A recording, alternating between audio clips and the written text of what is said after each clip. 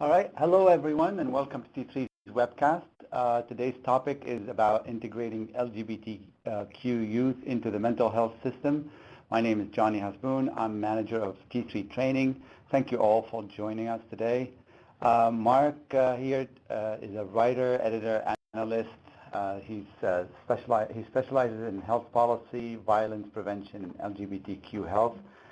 He's currently serving as senior analyst on health policy at the Center for Social Innovation. He's providing praxis training to agencies around the country.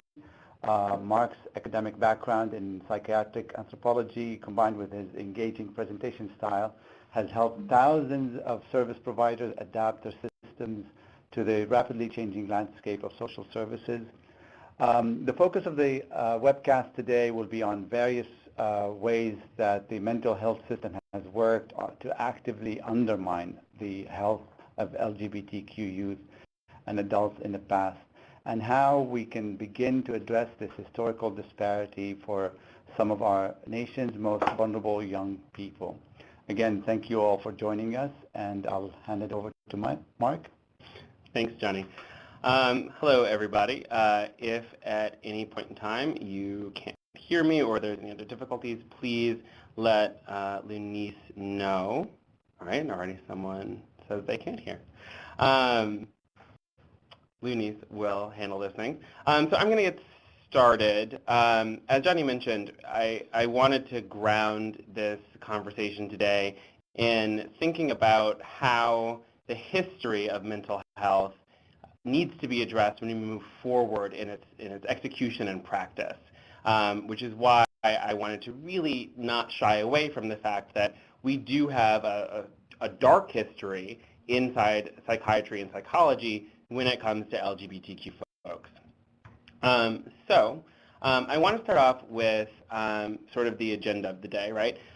One is we're just going to go through the basics. I think that one of the things that folks can sometimes be alarmed about are some of the terms, right? So we're going to go over some of those terms, and then we're going to really dive into the health inequities that face LGBTQ young folks, talk about minority stress, and then talk about bias and how bias manifests inside work. So this first section of my presentation is titled, "Oh, the People You'll See." So I wanted to just review. And the first thing I wanted to review is sex, right? So when we talk about sex, it's really important that we understand that we're talking about a biological construct that's based primarily on physical attributes. We can talk about this physical attributes as either chromosomal or external and internal genitalia and reproductive anatomy, but that's what we're talking about when we say sex. We're talking specifically about that construct that's assigned at birth. It's also really important that we understand that that construct is dimensional, right? So we're going to spend a lot of time today talking about sort of dimensionality and continuums. Even sex is dimensional. Folks are not always male or female in terms of their sex assigned at birth or their chromosomal structure. A lot of folks have different chromosomal structure or different anatomy. And those positions are frequently referred to as intersex. We don't use terms like hermaphrodite anymore, but we'll talk more about that later. The second thing I wanted to go through is gender, right? So a lot of times when folks think of gender, they actually think about sex, but gender is different.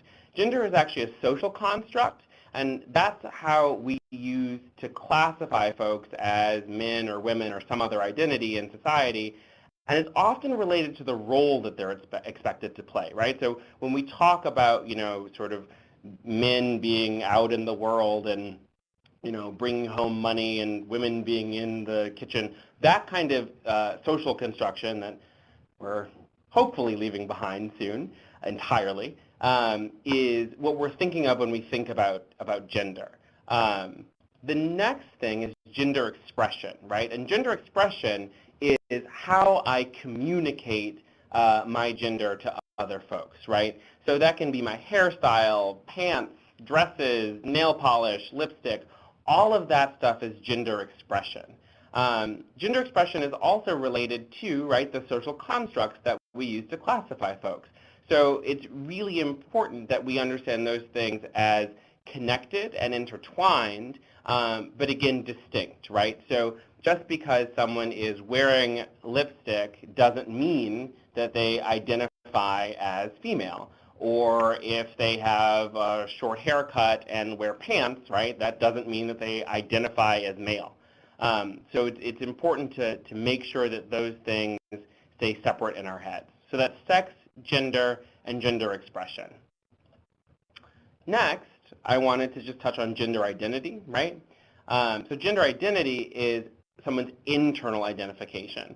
So far we've talked about things that are specific to how we might read a person, right? Gender expression is how I, might look at Johnny and say, well, this is what Johnny is wearing, and this is, how Johnny has chosen to keep his facial hair, and da-da-da-da.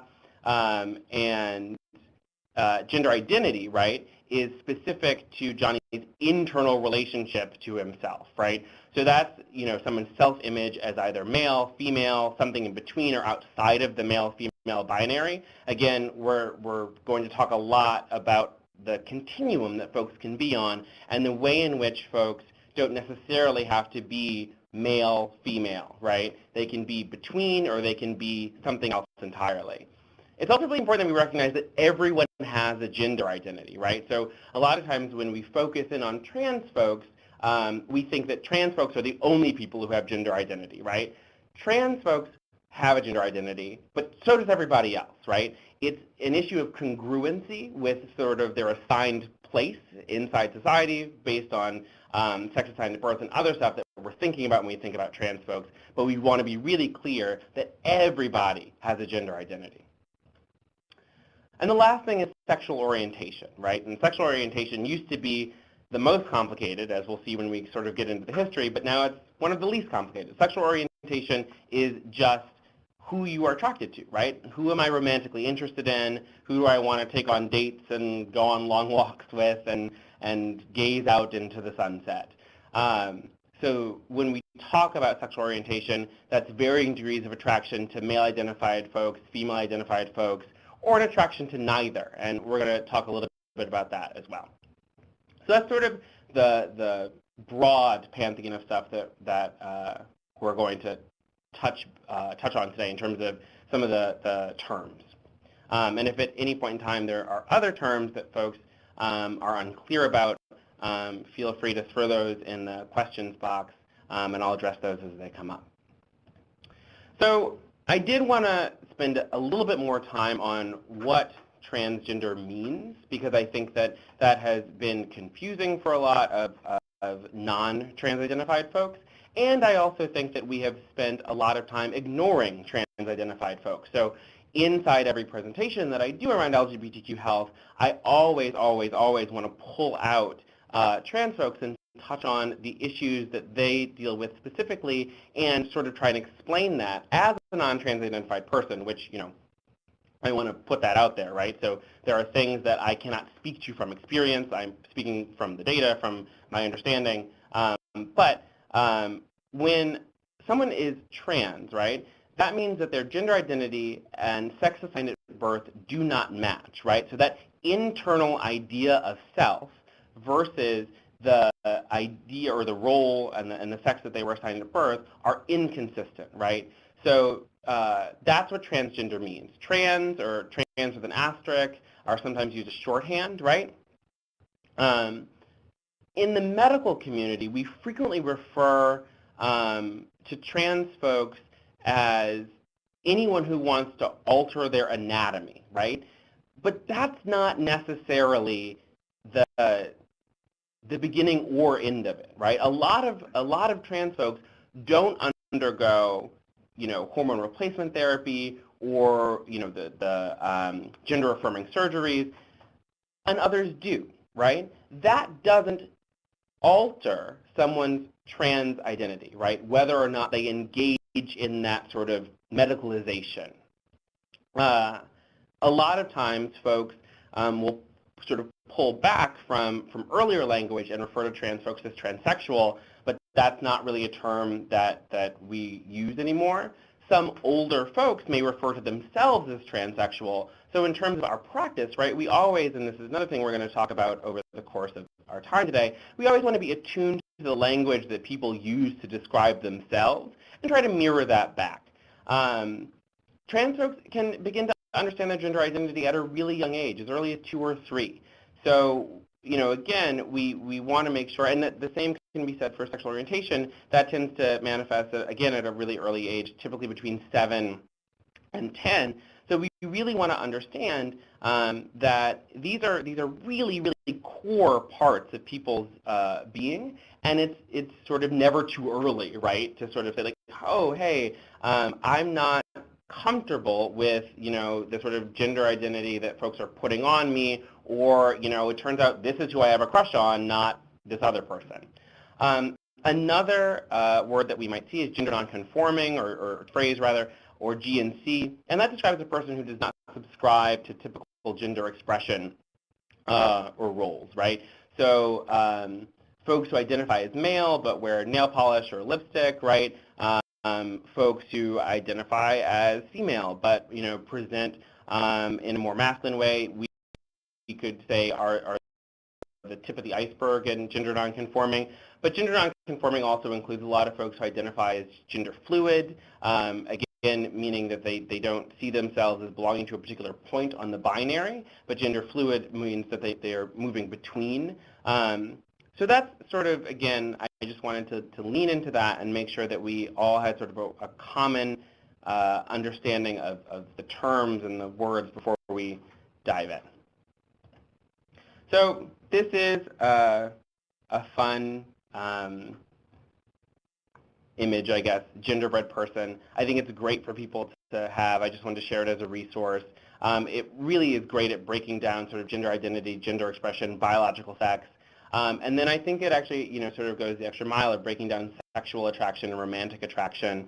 Folks can be sexually attracted. That folks can be bisexual but heteroromantic, right? Meaning that they are romantically interested in the opposite gender, but sexually attracted to anybody.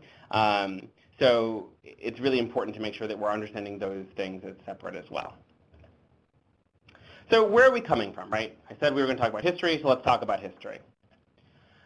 So whenever we're talking about history, I think that it's really important to remember, right, that trying to pick, this is a quote from Pamela Liu, trying to pick one trail and follow it exhaustively to the end is futile because every pathway is connected to every other one. In fact, it is the interconnectedness of the pathways that is the trail, right? So when we talk about history, I'm always reminded of flocks of birds because I really think that it's like watching a flock of birds, right? That's what looking at history is. You see all of these disparate points, and then suddenly they coalesce, and the flock will pivot in one direction, and it'll scatter again, right?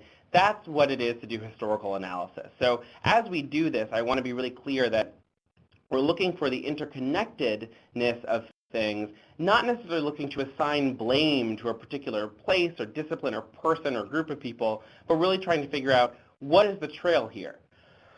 Excuse me. So if anyone remembers The Imitation Game, you may be familiar with Alan Turing already. He was a World War II code breaker. He actually is responsible for breaking the Nazi code and allowing us to sort of track U-boats and win the war. He invented modern computing along the way. He invented a test for artificial intelligence we still use called the Turing test. He invented computational biology. He was chemically castrated in 1952 and committed suicide in 1954, which is not really what you would expect as the end to a life that distinguished, right? But Alan Turing was found guilty of sodomy in Britain. And he had two options, go to jail for the rest of his life or undergo chemical castration. He chose chemical castration and then committed suicide 2 years later.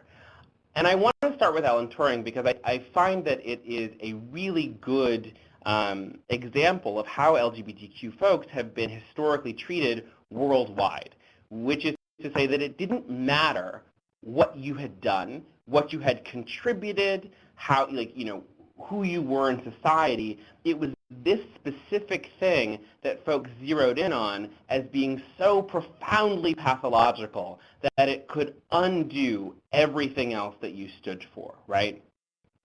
And, so Alan Turing is a great starting place. He received a pardon from the British government in 2013 for the great crime of being gay.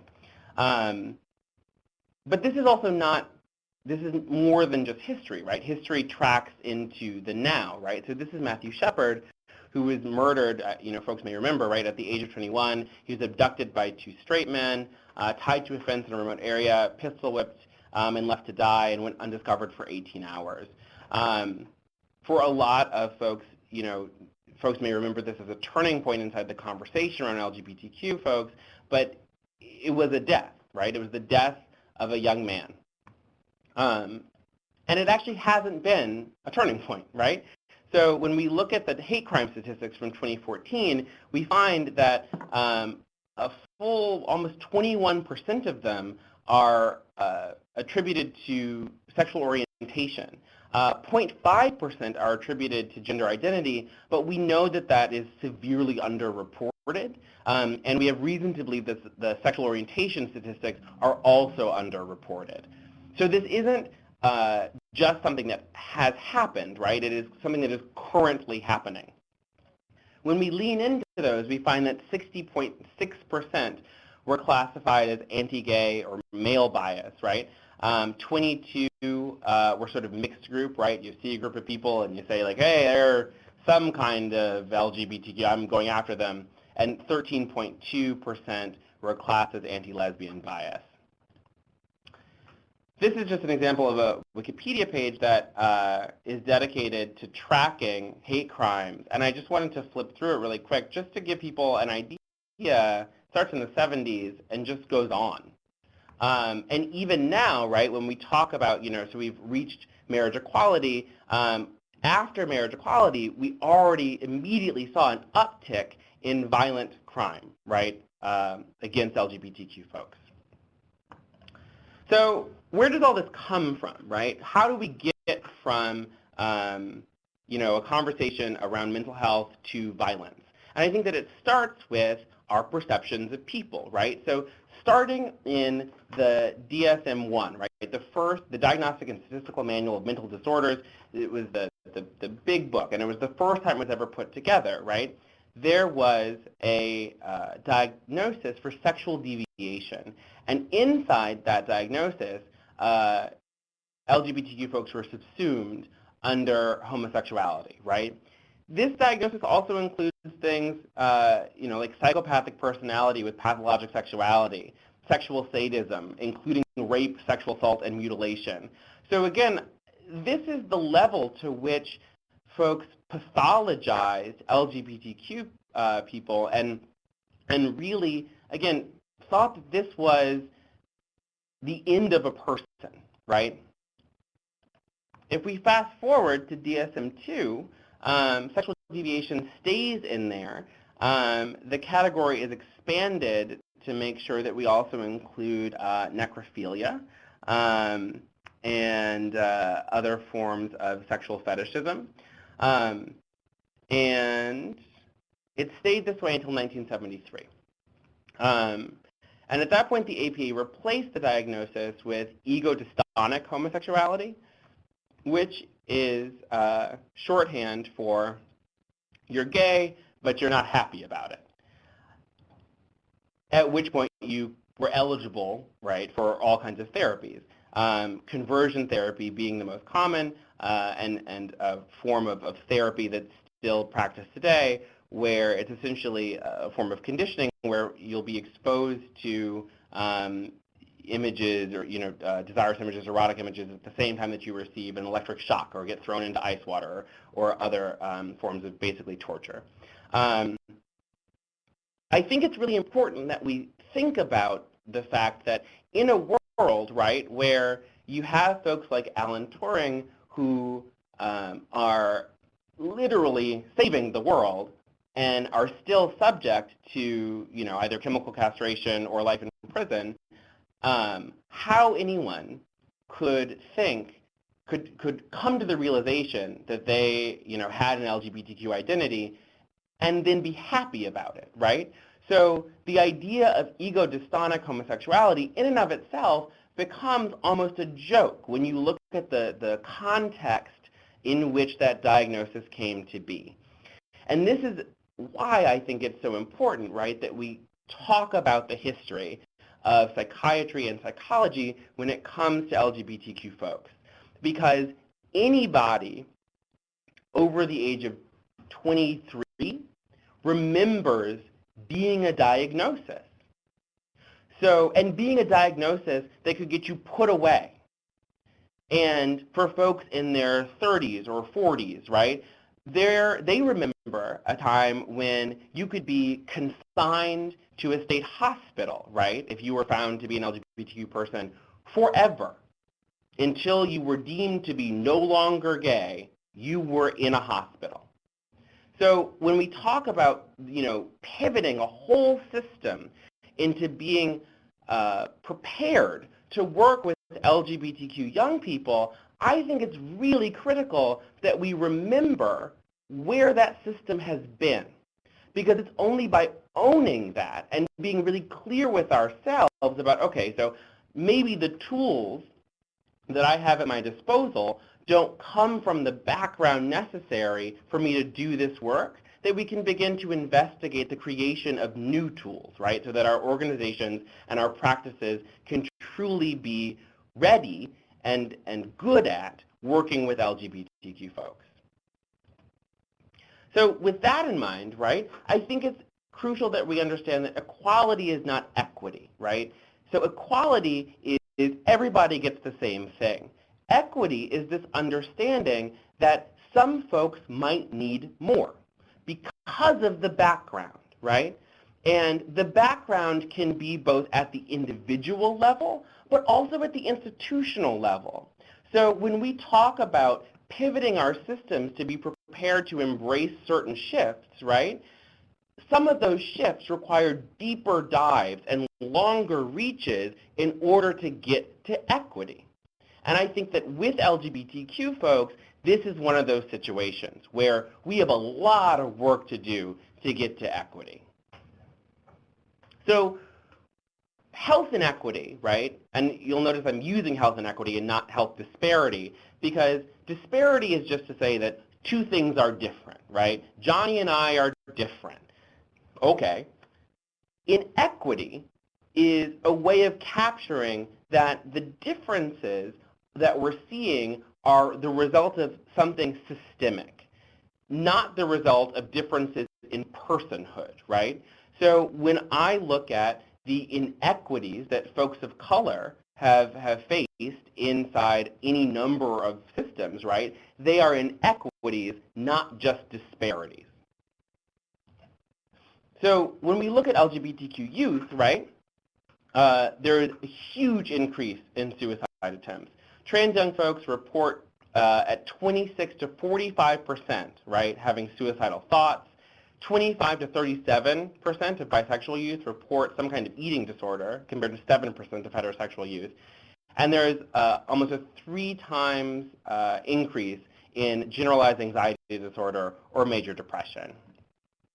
LGBTQ youth are more likely to experience sexual assault and abuse, more likely to be prescribed tranquilizers than heterosexual peers. And this is when we start to see the system response, right? So if an LGBTQ young person comes into my clinic and they're experiencing and expressing generalized anxiety disorder, and they're expressing that at a rate of 3 times the heterosexual population, then that makes sense that they're more likely to be prescribed tranquilizers, but that should motivate us as clinicians and system administrators, right, to look for a route that goes beyond that person, right? Is there something else happening that's causing that spike, right? Again, we're not looking for blame in a prescriber. We're not looking for blame in a person to say like, oh, well, that's just a set of bad prescribers, but it's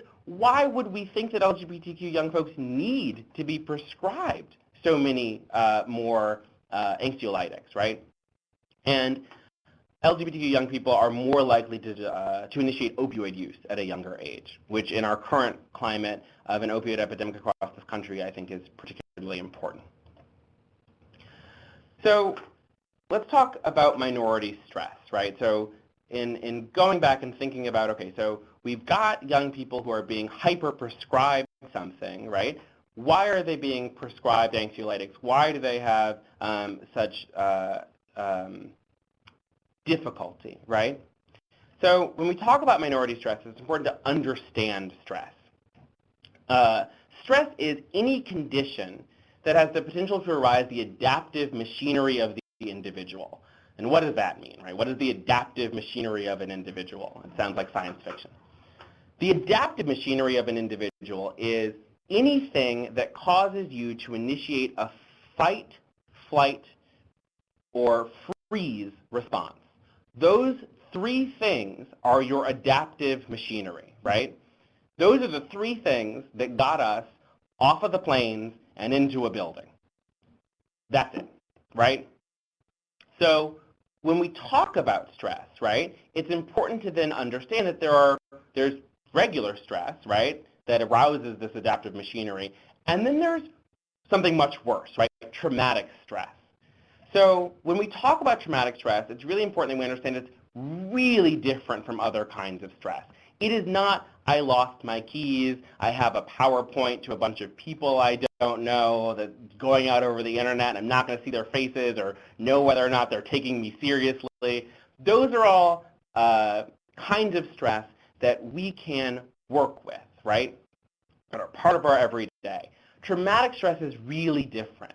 Traumatic stress overwhelms our ability to understand the world at a fundamental level, right? That's what a traumatic event is. It's something that overwhelms our ordinary systems that give us a sense of control, connection, and meaning. And when we lose that ability to understand or make sense of the world, that's when we begin to go into a traumatic experience. So pulling that into the realm of minority stress, we think about minority stress as something that is rooted in the idea that interactions with society provide the individual with the information they need to construct the world, right? And that our health is compromised when that information that we receive from the world is incongruent with our experience of the world. That becomes trauma, right? Because if I am consistently building my own idea of, you know, this is how the world works and this is what I can expect from it, right? I can expect that I will be able to go to my office and, you know, show up on time and people will, and I'll do my job well and people will tell me that I'm doing my job well and I'll go home and feel good about that, right?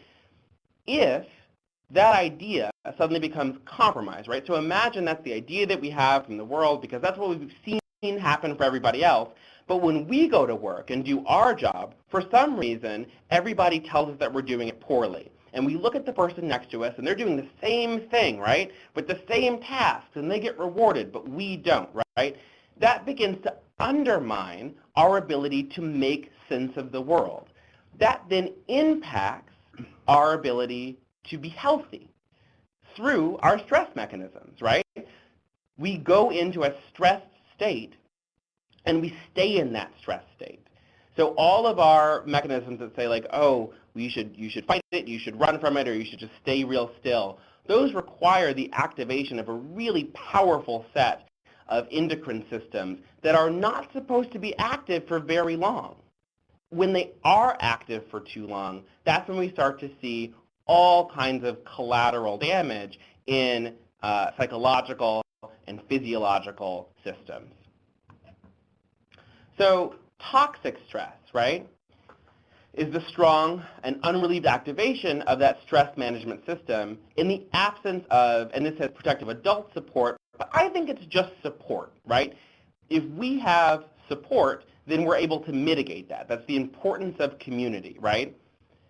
In developing brains, though, that unmediated activation can weaken the architecture of a developing brain and have long-term consequences on learning, behavior, and physical and mental health. So again, there's positive stress, right, which is I lost my keys, I have to give a presentation. There's tolerable stress, which might be the loss of a loved one, right, but you have that strong community support to get over it. And then there's toxic stress, which is that unmediated, uninterrupted activation of the body's stress systems. And then I briefly wanted to touch on complex trauma, which just involves the exposure to multiple traumatic events that are severe or recurrent, right, and may involve interpersonal harm or neglect and occur at critical developmental periods. These can also cause changes in brain development, and particularly, toxic stress and complex trauma can disrupt our attachment mechanisms.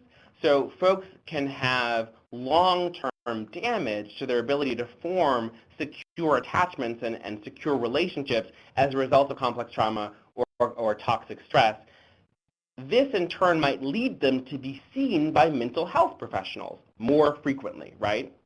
And it doesn't mean that there is a problem with them as a person. Again, we're talking about inequities, not disparities, right? So it has to do with problems in the background environment that are causing these spikes in populations. So a quote that I like that someone shared with me one time is from George Bernard Shaw, and it's the single biggest problem in communication is the illusion that it has taken place. So normally, if we were all in a room together, we would do a little exercise, but I just want you to take a minute and imagine something with me, right? So first imagine the three most important people in your life. Now think about the three most important relationships in your life. Now the three places that have special meaning to you. The three topics of conversation you most regularly discuss, right? So at this point, maybe you're talking about your mom, your dad, your life partner, and maybe you're thinking about, your best friend, your life partner, dog. My dog is one of the most important relationships in my life. The three places that have special meaning to you might be, where you got engaged, your house. Three topics of conversation, right, might be what you did at work, who said what, why Johnny was so rude today. Johnny was rude, don't you think? He was rude. So now think about your three favorite leisure activities, right? So going to the beach, hanging out with those friends, right? And now imagine that you could never talk about them, ever, that those are off limits.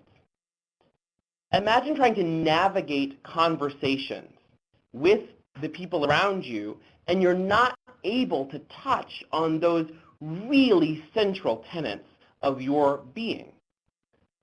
That's what it's like for LGBTQ folks who are in the closet, right? And for a lot of young people, that's their whole world. They're not able to talk to anybody about the things that are actually really important to them. That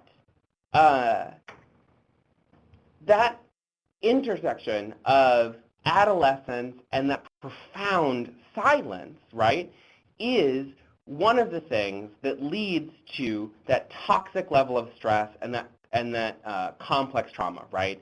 So if you're so stressed with self-policing all the time, right, how could you ever get to a place where you're able to relax? This feeds into what we know about adolescence, right? So adolescence is about emotional development.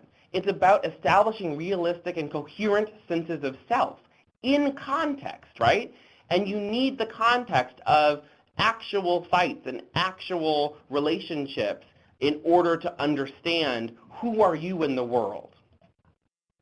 It's also about forming an idea of who you will be, right? So we talk a lot in therapeutic settings about future-oriented, right? So we evaluate people's suicidality based on whether or not they can maintain a future orientation, right? In adolescence, it's really critical that folks have access to that future orientation or that futurity so that they can construct the idea of their possible self or who they could be, right? But if I'm unable to tell anybody around me who I am now, then it's not possible for me to begin to construct an idea of who I can become.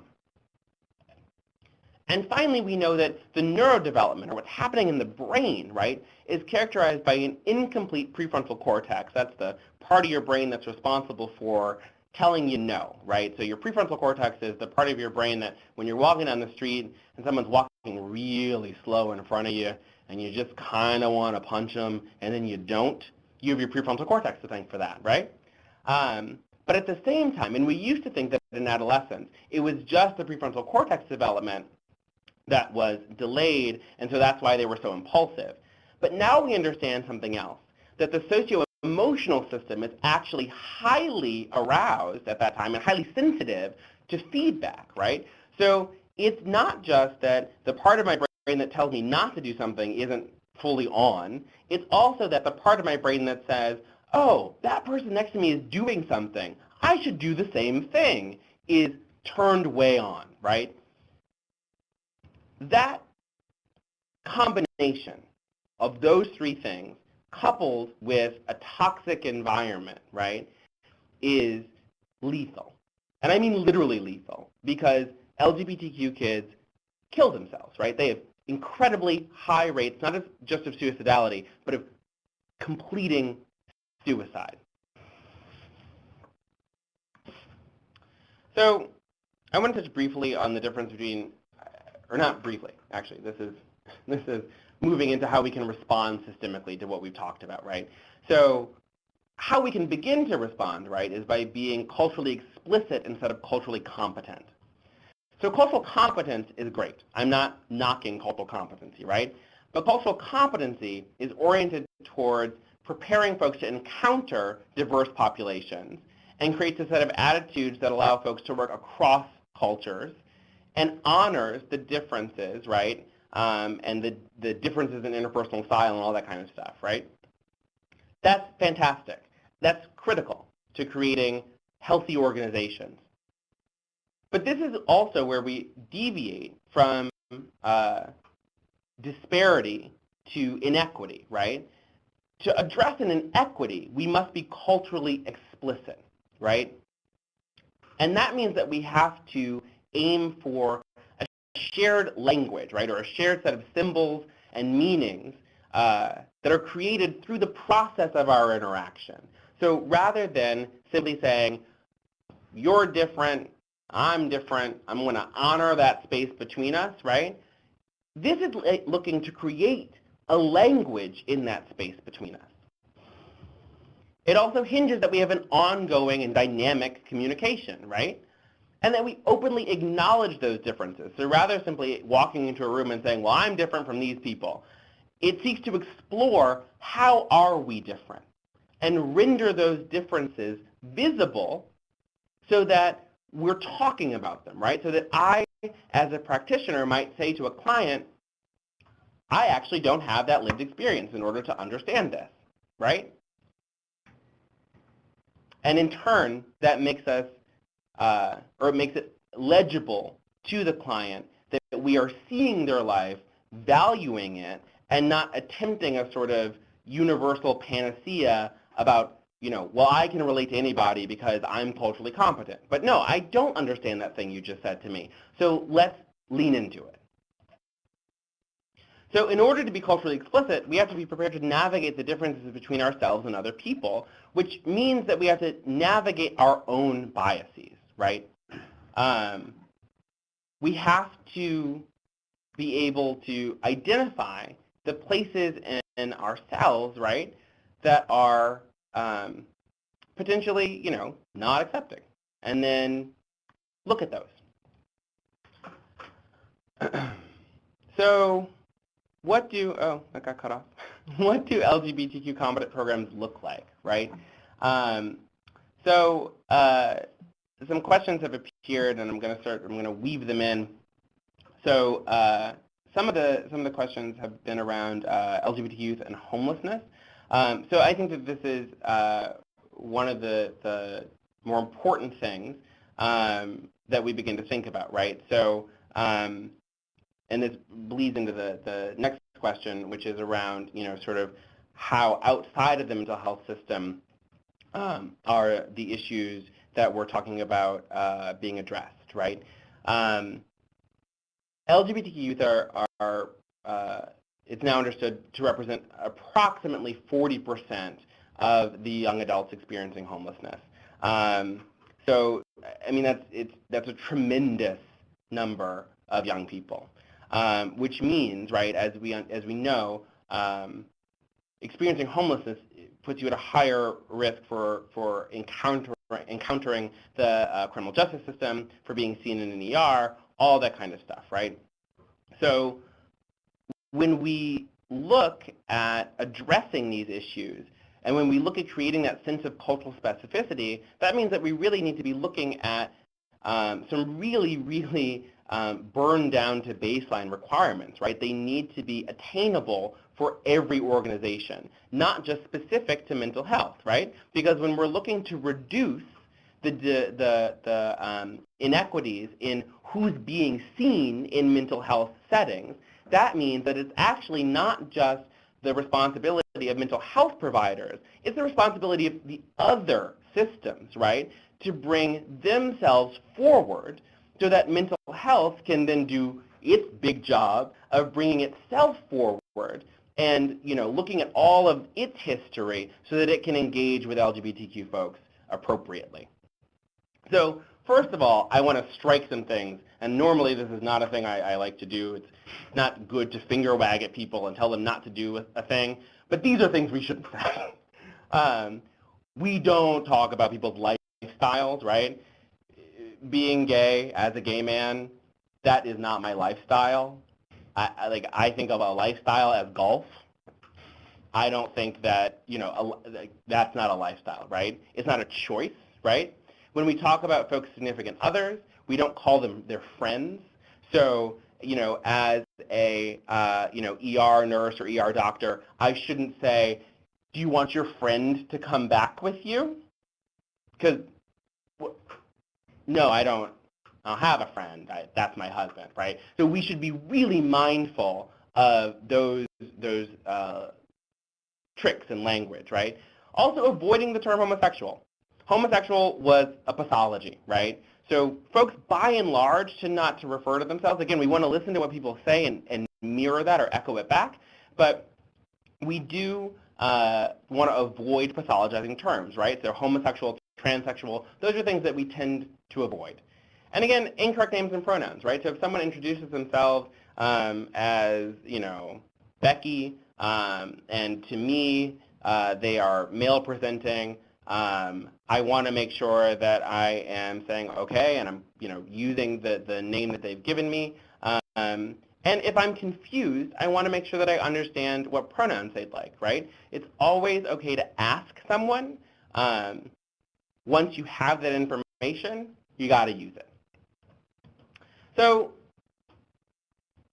programs, right? And again, this is more than just mental health, right? This is all of the programs.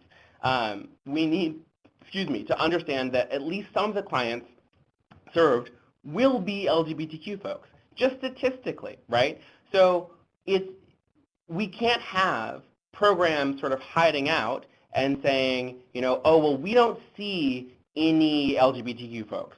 Everybody sees LGBTQ folks, right? And we don't want to make assumptions about sexual orientation and gender identity based on what we're seeing, right? That's part of what allows folks to make that assumption, right, that they don't see any LGBTQ folks, is they're assuming sexual orientation and gender identity based on a presentation that's in line with the societal norm that they have in their heads, right? Which leads into the next one of not relying on assumptions or stereotypes, right, to make individualized assessments about a client, right? Both their strengths and their needs, but also how they identify. We also want to make sure that we're not allowing anybody to have, blanking on a word. That's terrible. The therapies that aren't therapies, the torture therapies that seek to change someone's sexual orientation or gender identity. Sorry, I just realized there's an acronym in here. SOGI is sexual orientation or gender identity expression. So we want to make sure we have non-discrimination policies, right, that touch on LGBTQ people explicitly, right? Not that we say like, oh, they're grandfathered in under the language we use to talk about black people. That's not true. That's not accurate, right? We want to make sure that confidentiality of information is there, and we want to implement training, right? So that folks, so everybody who came to this one today, awesome. There are a lot of other trainings. Many of them are very good, right? And we want to think about the developmental and physical and social and emotional concerns of LGBTQ folks that are different, right? So we want to take this history and we want to move it forward and think about the ways in which, how might the needs of LGBTQ folks be different, right? Again, because of the inequity than other folks we're seeing, and address that. And that, again, moves into thinking about the societal bias and the psychosocial development that results from that. I wanted to touch on families, because families are really critical, right? So we want to involve families in our mental health processes as often as we can, and don't let folks just bail because a young person is LGBTQ identified. Every study has shown that when families and parents are more involved, LGBTQ youth do better, period. There's a study done by Caitlin Ryan, who's brilliant, called the Family Acceptance Project. I encourage everyone to look it up. But it demonstrated that if folks could just be in a home that had less homophobic language in it, they did better. The parents themselves didn't have to change their mindset. They just had to stop saying things, right? And kids did better across the board on every marker. We also want to be able to support caregivers and parents, right? It can be scary, right? If you have an idea of the world that's based on your life experience and suddenly your kid says to you, I don't identify as male, I identify as female, now what, right? How do you as a parent begin to care for that child, right? You don't have any idea what's next for them, right?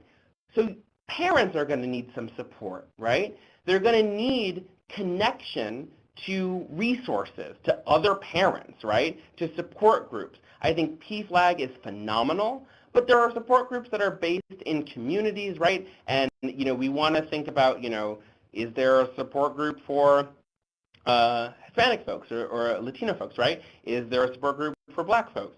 Because different communities are going to have different concerns that they, are going to need to face while navigating what's come up, right? Young trans black women, right? Young trans women of color, period, face some of the highest rates of discrimination, murder, suicide, and it can be really, really tough as a parent, right, when you're looking down that road. To refer parents to counseling. And also, if you have the ability, provide home-based services to address crisis situations, right? Crisis situations are really, really, really tough. But we want to be able to respond to them immediately, and we want to be able to respond to them in a way that integrates the family. This is really about, this slide I'm going to gloss through. I'm noticing we're nearing the top of the hour, and I did want to get to some questions. But we want to make sure that we're linking folks to community. Again, how folks get through traumatic stress and toxic stress is they build community, right? And when we look at adolescents and we look at what they need to be able to talk to people about who they are. So getting folks connected to those places and those people is essential. So the last sort of big point I'll make is just that I was down in DC a while ago, and I saw this quote at the Martin Luther King memorial statue, and it's we must come to see that the end we seek is a society at peace with itself, a society that can live with its conscience. And what I would say to folks is, I don't think a society where young people feel that they should kill themselves is a society that we can live with, that we can accept. It just truly is not. That is not living with our conscience, right? No young person deserves to feel that way. And every system is accountable for ensuring that they don't. All right, that's it in terms of my talking. So one of the questions was insight regarding how we could ask someone politely about their pronouns. The same way we would ask someone politely about their weight, right? If we are practitioners and we need to know information, we need to know information. So if I have a patient who's diabetic and I need to know if there's been a weight fluctuation, I would say, if it hasn't been taken in intake, right, I would say, hey, I'm looking at your chart here and I'm seeing that you're diabetic. Is there a way, or can we pop out to the scale, or have you weighed yourself recently? Do you know your weight, right? In the same way, if I'm unsure about someone's pronouns or gender identity, right, I would say, hey, I just want to make sure that you feel safe and comfortable in my office, and that I'm not accidentally doing anything to make you uncomfortable. Can you let me know what your preferred pronouns are, and can I just check, that the name that's in this chart is right? I have found that trans folks and genderqueer, gender fluid folks are relieved to be asked, and so we should not be afraid to ask the question, right? It is so much better if we can get that elephant out of the room, because it doesn't need to be an elephant, right? So we just ask, and we, politely. I'm seeing another question. Is dysphoria considered a mental health issue? So dysphoria is in the DSM. Now, is it a mental health issue is a complicated question. There are many kinds of dysphoria, right? One can be dysphoric about one's body in all manner of ways, right? There's extreme forms of dysphoria where folks can fixate on a finger and they be like, this finger is wrong and should not be attached to me, right? There are other forms of dysphoria that lead to eating disorders, but then there's gender identity dysphoria, which is the current diagnosis in the DSM that leads to essentially the health care options for trans folks. And frankly, I think this is a way that we've continued to pathologize LGBTQ people, right?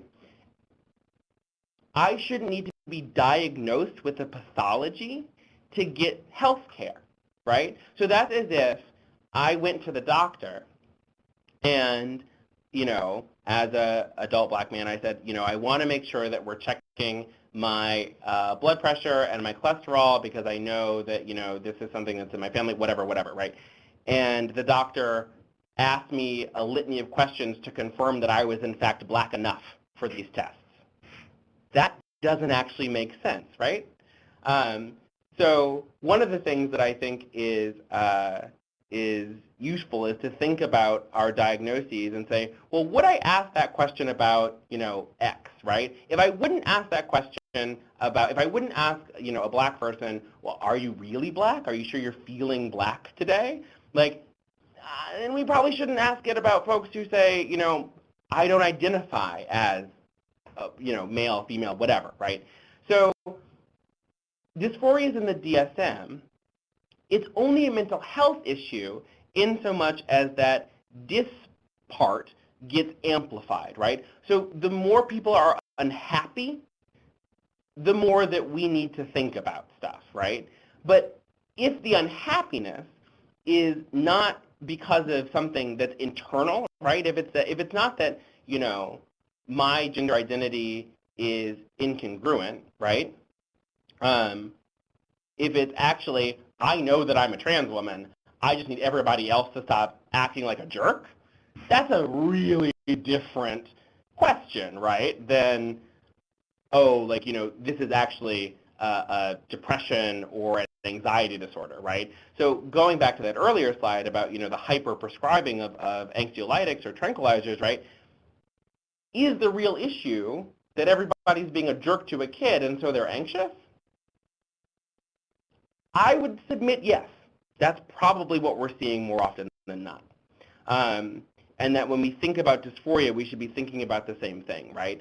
So if someone comes in and says, this is how I identify, and they're really unhappy, our first set of questions should be, are they unhappy about their surroundings, not are they unhappy with themselves?